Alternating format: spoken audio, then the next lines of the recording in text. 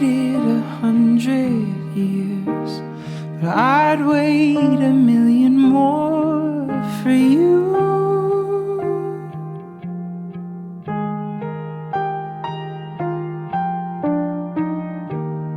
Nothing prepared me for what the privilege of being yours would do.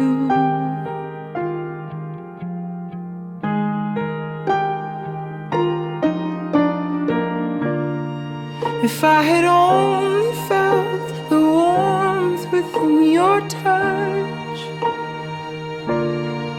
if I had only seen how you smile when you blush, or how you curl your lip when you concentrate enough, I would have known what I was living for all along. What I've been living for.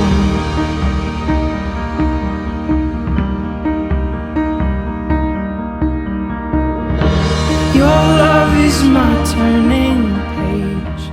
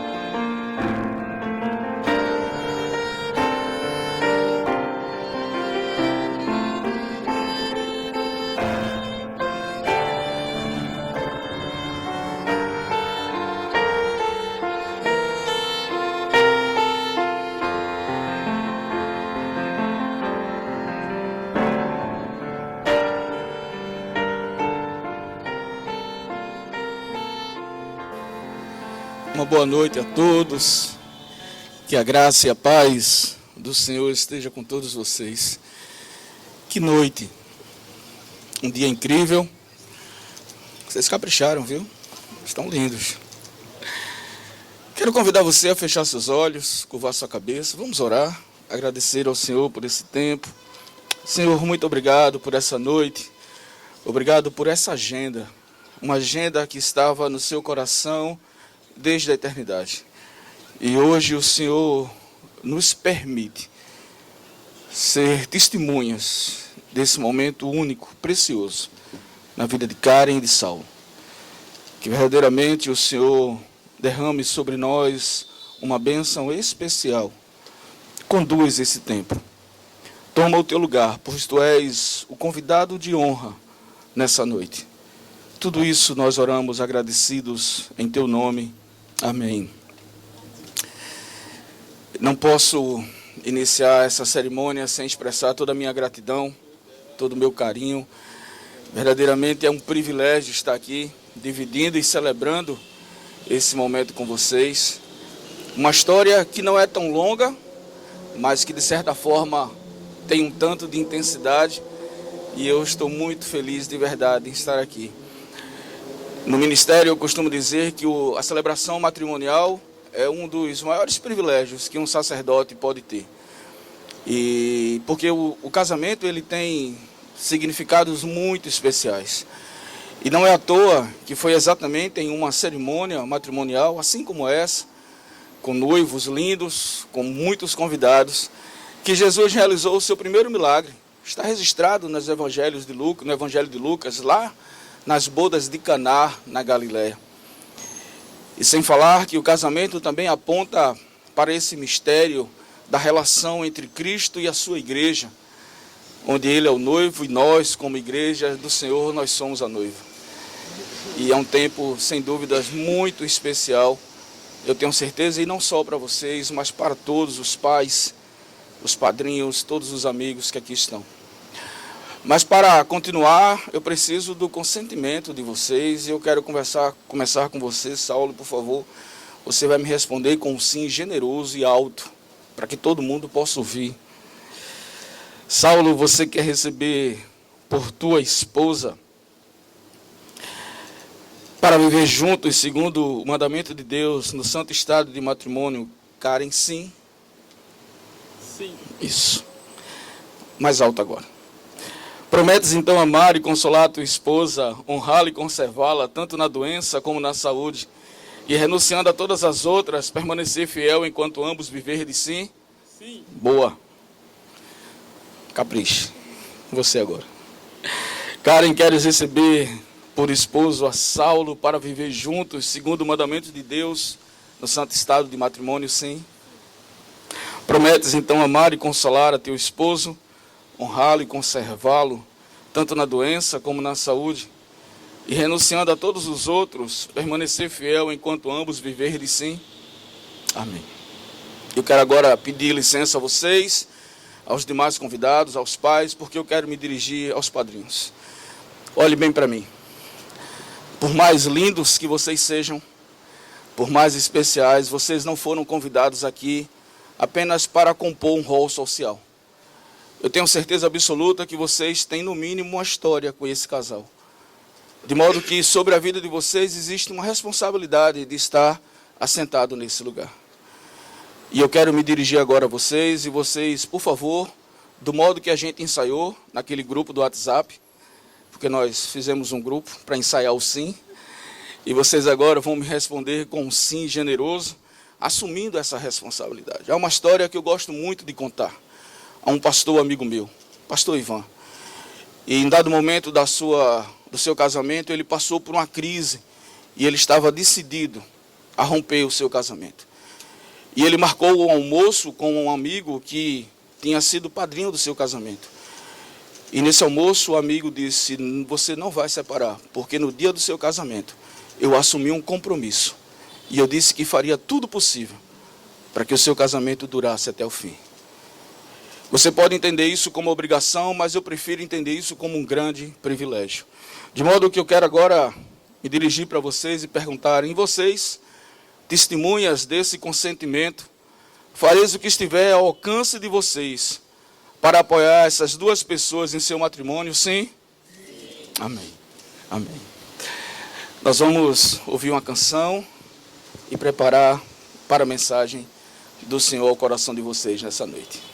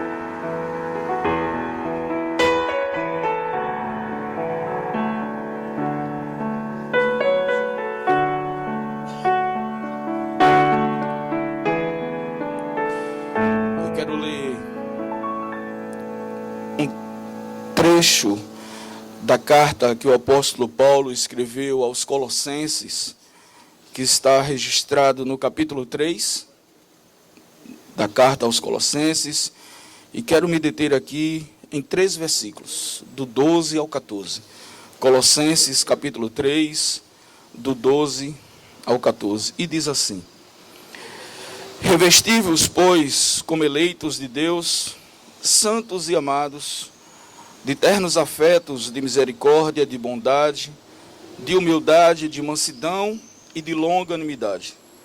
Suportai-vos uns aos outros e perdoai-vos mutualmente, caso alguém tenha motivo de queixa contra o outro. Assim como o Senhor vos perdoou, assim também perdoai-vos. E acima de tudo isso, porém, esteja o amor, que é o vínculo da perfeição. Amém. Virtudes que o apóstolo Paulo deixou registrada como recomendação para as relações, inclusive para as relações matrimoniais. E eu quero destacar aqui rapidamente 4 verbos, 4 ações que se destacam, que saltam aos meus olhos nesse texto. E oro desde já para que essas ações sejam verdades absolutas nos corações de vocês. E a primeira virtude em forma de ação que o apóstolo Paulo destaca é o revestir. O verso 12 começa dizendo: Revesti-vos, pois, como eleitos de Deus, santos e amados, de ternos afetos, de misericórdia, bondade, humildade, mansidão e longanimidade. Interessante que quando nós falamos em revestimento, nós não estamos falando em vestimento. E às vezes nós confundimos. E a proposta do apóstolo Paulo para as nossas vidas e na relação matrimonial é que diariamente vocês possam estar se revestindo. É vestir-se todos os dias.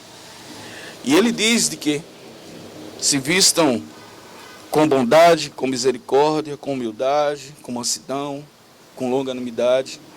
Eu costumo dizer que quando nós entramos em uma relação matrimonial, e por vezes nós temos encontrado muitas pessoas se frustrando, é que às vezes as pessoas entram em uma relação ou se casam achando que vão ser felizes, quando na verdade a felicidade está em fazer o outro feliz. A sua alegria, meu irmão, está em ver Karen bem. A sua felicidade, ela será plena no seu coração, ainda que aquele dia que sempre chega ou de vez em quando nos encontra, que é uma realidade. Aquele dia mau, um dia em que as coisas parecem que não estão dando muito certo. Ainda assim, faça essa mulher feliz. E de modo semelhante, Karen, a sua alegria está em ver o seu esposo feliz. Essa é a maior alegria que você pode ter. E a gente consegue isso quando nós abrimos mão de nós mesmos e passamos a colocar em prática bondade, humildade, mansidão, longanimidade, como a palavra já propõe, um ânimo longo, uma paciência extensa, e se faz necessário. Então revistam-se todos os dias, revistam-se sem cansar. E aí no verso 13, o texto diz que nós devemos suportar uns aos outros. Eu confesso que por muito tempo, quando eu me deparei com esse texto e quando eu li essa expressão do apóstolo Paulo, suportar uns aos outros, eu imaginava que era algo do tipo, lá vem fulano, eu tenho que suportar essa pessoa. Mas depois eu aprendi que, na verdade, o que a palavra está dizendo é, seja ombro um para o outro. Meu irmão, a partir de hoje, oficialmente, esses ombros não são mais seus, ainda que sejam. Você precisa entender que é esse lugar onde a sua esposa vai ter o apoio necessário para seguir na caminhada. E ela não vai precisar, sobre hipótese alguma, perguntar se você está em condições. E da mesma forma, você precisa entender que a partir de hoje, oficialmente, os ombros de Karen são o suporte que você precisa. E é interessante que essa palavra ela é aplicada de maneira infinita, ou seja, está pronto sempre, de maneira que você só vai sossegar quando ela começar a andar novamente. E da mesma forma, Karen, está sempre pronta para suportar Saulo nos momentos da adversidade. Suportem uns aos outros, sejam ombros uns para os outros. E logo em seguida, ainda no verso 13, o apóstolo Paulo diz, perdoai-vos mutualmente. Nós temos vivido uma sociedade onde demonstrar fraqueza parece não ser algo muito bom. Corremos, lutamos, somos sempre desejosos ou sempre carentes, dependentes de estar mostrando o nosso potencial, de estar mostrando nossos valores. Precisamos sempre de um após a mais, precisamos sempre de uma graduação a mais, precisamos sempre de um carro melhor, precisamos sempre de um conforto maior. E muitas vezes, quando nós começamos a correr atrás dessas coisas, e eu quero dizer que não tenho nada contra, são legítimas, e podendo, façam, mas acima de tudo, não esqueça dos maiores valores. O apóstolo Paulo, o mesmo apóstolo, escrevendo aos Coríntios, ele diz, quando eu estou fraco, o poder de Deus se aperfeiçoa na minha fraqueza. De modo que a fraqueza para o mundo não é a mesma coisa aos olhos de Deus.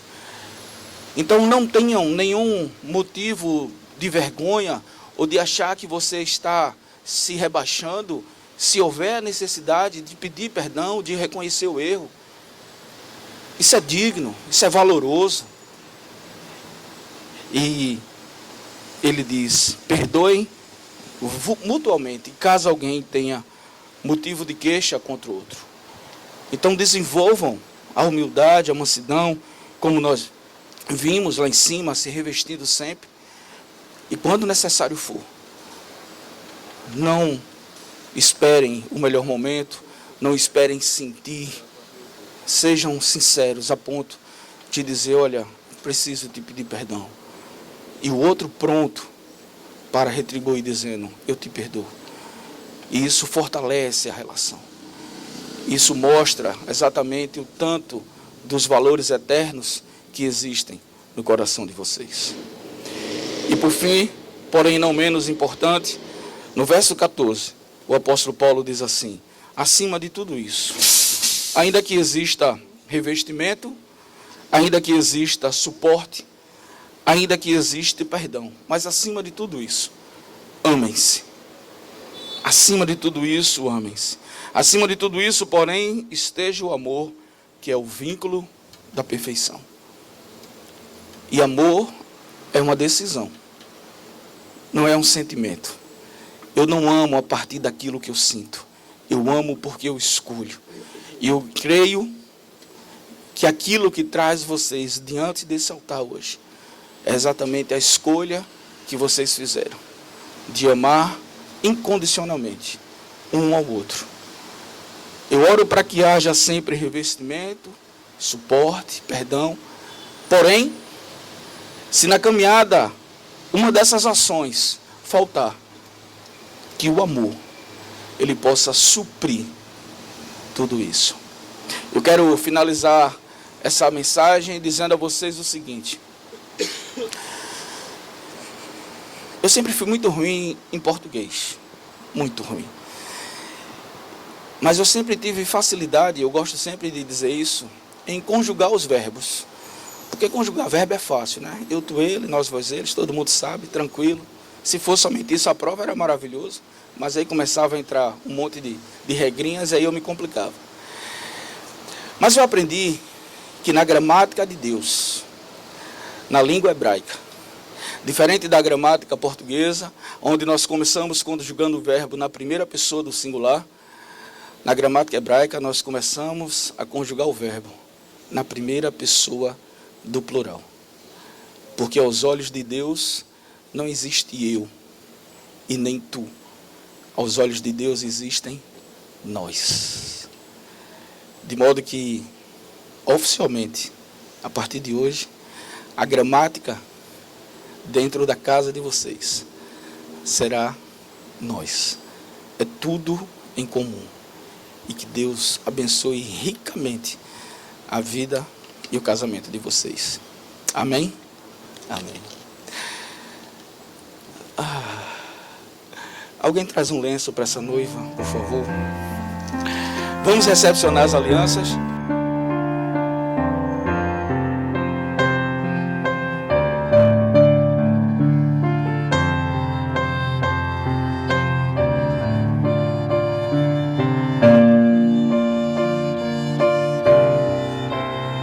Existem duas características que eu acho bastante interessantes nas alianças de casamento.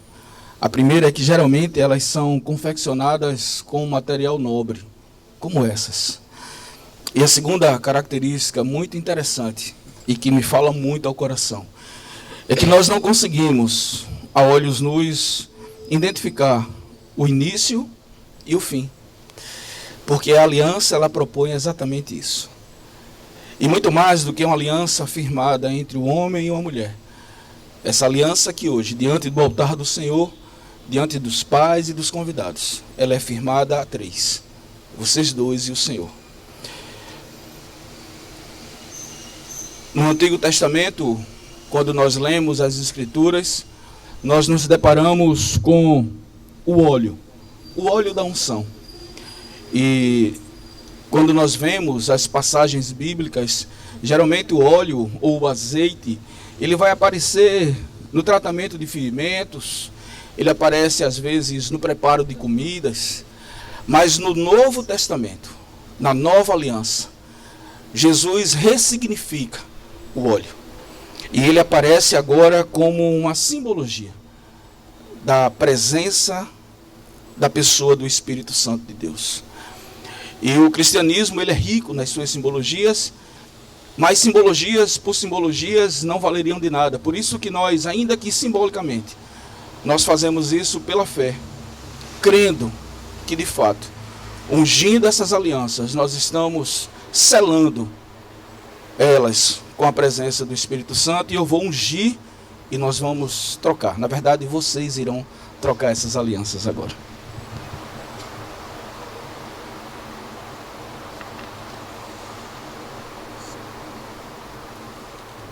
Senhor, muito obrigado pelo privilégio de poder abençoar simples anéis, aos olhos humanos, anéis com material nobre, mas que trazem um significado todo profundo. E que todas as pessoas que olharem e observarem no dedo anelar esquerdo de Karen, no dedo anelar esquerdo de Saulo, esses anéis, eles possam entender que muito mais do que uma aliança feita a dois, nós estamos tratando de uma aliança feita a três, onde o Senhor é o elo principal. E pela autoridade a mim conferida como ministro do teu evangelho, juntamente e de forma especial com a bênção dos pais, nós abençoamos essas alianças. Em nome do Pai, do Filho e do Espírito Santo. Amém e amém. Obrigado, pai. Obrigado, mãe. Vocês podem voltar. Deus abençoe. Karen, recebe essa aliança como símbolo do meu amor e fidelidade. Em nome do Pai, do Filho e do Espírito Santo. Amém.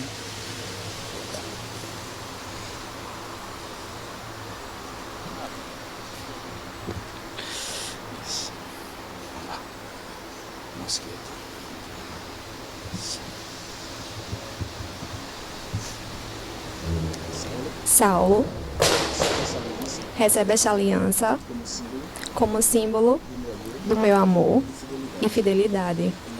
Em nome do Pai, do Filho e do Espírito Santo. Amém.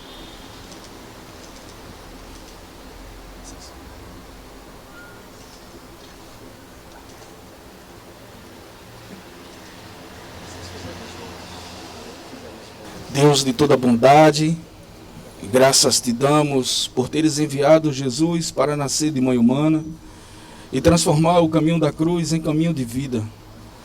Damos-te graças também por consagrar em seu nome a união do homem e da mulher. Pelo poder do teu Espírito Santo, derrama a plenitude da tua bênção sobre este casal. Defende, Senhor, de todo mal e guia-os na alegria da tua paz. E finalmente, Senhor, por tua misericórdia, possamos um dia estar celebrando contigo pessoalmente. E tudo isso nós oramos agradecidos. Em nome do Pai, do Filho e do Espírito Santo. Amém e amém. Saulo, meu irmão, quero dizer que você agora tem o seu primeiro grande desafio como um homem casado, que é romper a barreira da timidez, porque todas as câmaras agora estão voltadas para você. As profissionais, possivelmente amanhã o seu story estará bombando e você poderá conferir com muita calma a sua performance. Respire, isso, e com muita elegância beije a sua esposa. Por favor, faça isso.